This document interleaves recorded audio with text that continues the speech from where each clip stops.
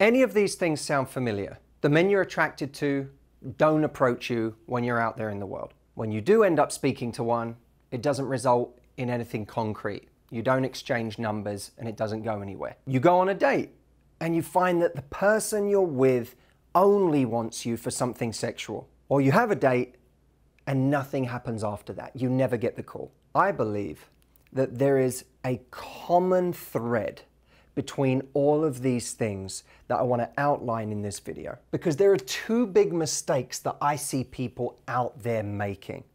The first mistake is when they meet someone, they're too hot. This means they're focused on being sexual. They're focused on creating that energy with someone that is always leading to that very enticing, very charged sexual place.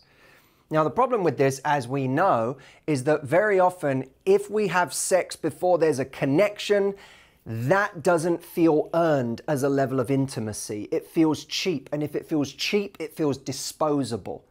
So now what happens for a lot of people is they get sexual very quickly and then find that it doesn't go anywhere, which, by the way, is absolutely fine if you're just having fun being sexual with people. But if you want it to go somewhere, that initial overload of sexuality can actually hurt that cause. Mistake number two.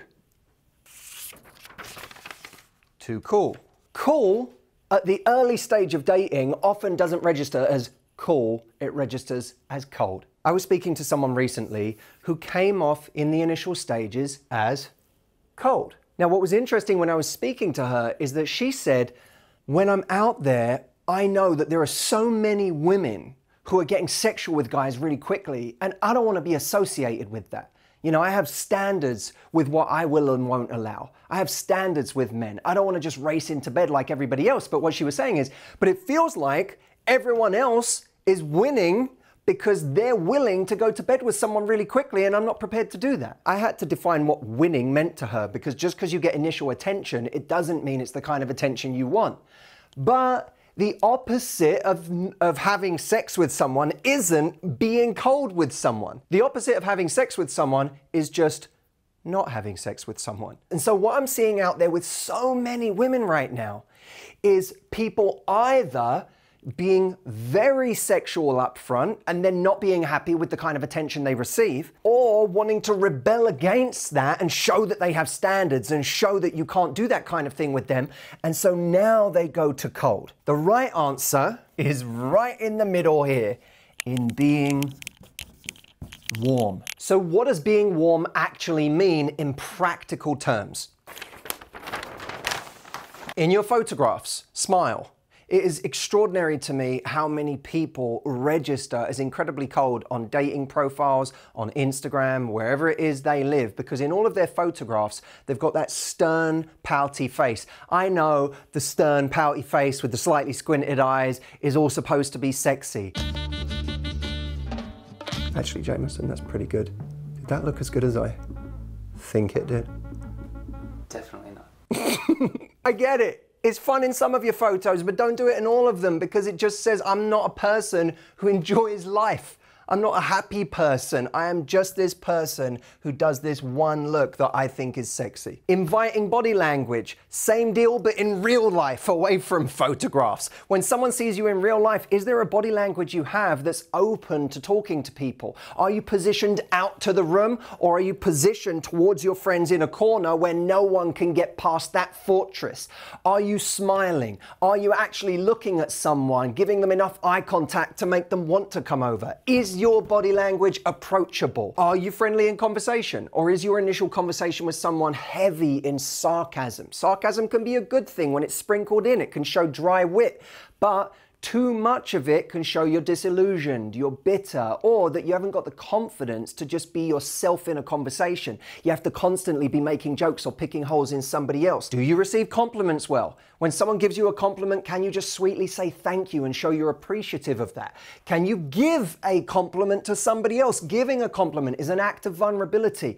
I don't have to worry that I'm giving you too much power or that I'm putting you on a pedestal simply by complimenting you. I'm just showing appreciation for who you are. are? Do you show genuine curiosity for somebody else, not just for their superficial traits and not just a conversation where you talk about you, but do you actually show genuine curiosity about who someone is and what their opinions are in life? Are you earnest?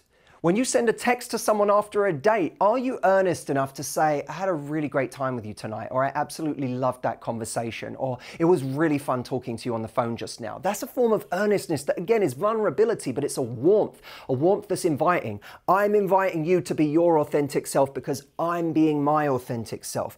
Can you laugh at someone's jokes? That's a level of warmth. Again, it's vulnerable to laugh at someone's jokes. You know those people who are really good at telling jokes, but then as soon as someone else tells a joke, they don't laugh.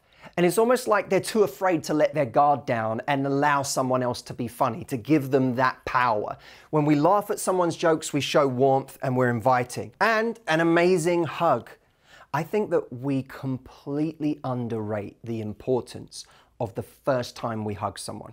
Because a hug communicates so much about us, our level of warmth, in a weird way, how much we like people, how connected we are to our own bodies, how comfortable we are in our own skin, how comfortable we are around somebody else. That feeling you get when you hug someone who, like, you know, they stick their butt out and the whole of their body, so it's like the only parts that touch are like the shoulders. It's like you're this thing they're allergic to, and they're just trying to make sure they touch as little as possible with you. That doesn't create warmth.